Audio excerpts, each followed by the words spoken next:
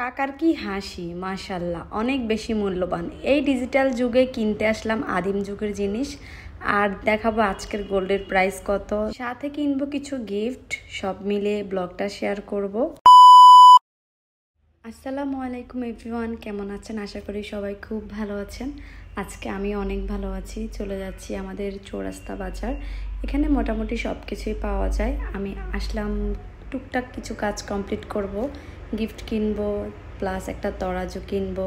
যদিও এই ডিজিটাল যুগে তরাজুর চল তেমন একটা নেই, সব কিছু এখন ডিজিটাল মিটার হয়ে গেছে।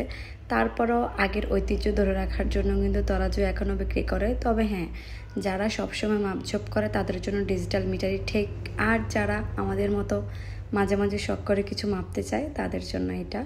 তো অনেক শখ করেই নিব। আর এরপর একটু গোল্ডের দোকানে আসলাম। এখানে 22 ক্যারেট গোল্ডের প্রাইস ছিল 1,66,000।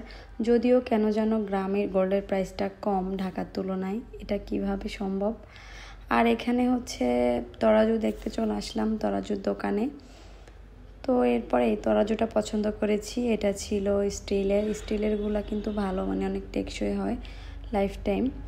আর মোটামুটি ভালোই ছিল তরাজুটা। তারপরে এখানে হিল নিয়ে নিলাম 4টা, 1 কেজি, আধা কেজি, 1 পা, আধ পা।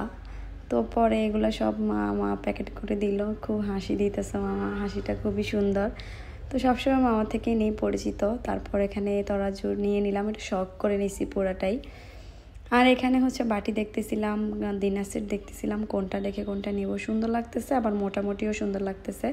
আর একটু সুন্দর হলে আরেকটু ভালো লাগতো। আর এই বাটিগুলো একটু ইউনিক লাগছে। এখানে ভ্যারাইটিস জিনিস আছে, সব ধরনের, যার যেমনটা প্রয়োজন নিতে পারবে। গিফট আইটেমও আছে বহুত। তো তারপর আমি ফাইনালি 2টা পছন্দ করেছি। তো 2টাই হচ্ছে এখন প্যাক করে নিচ্ছি গিফট, সুন্দর করে র্যাপিং করে রাখবো। পরে এসে নিয়ে যাব, র্যাপিং করে রেখে যাব।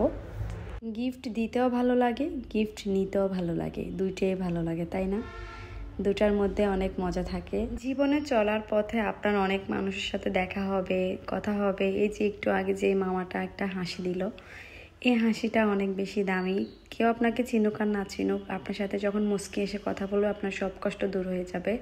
আর এখানে চলে আসছি ওষুধ নেওয়ার জন্য। ওষুধ নিয়ে তারপর বাসায় চলে যাব। খুব তাড়াহুড়া করে সব কিছু কাজ করে বাসায় যেতে হয়। এরপর একটা রিক্সা নিয়ে বাসায় চলে যাচ্ছি।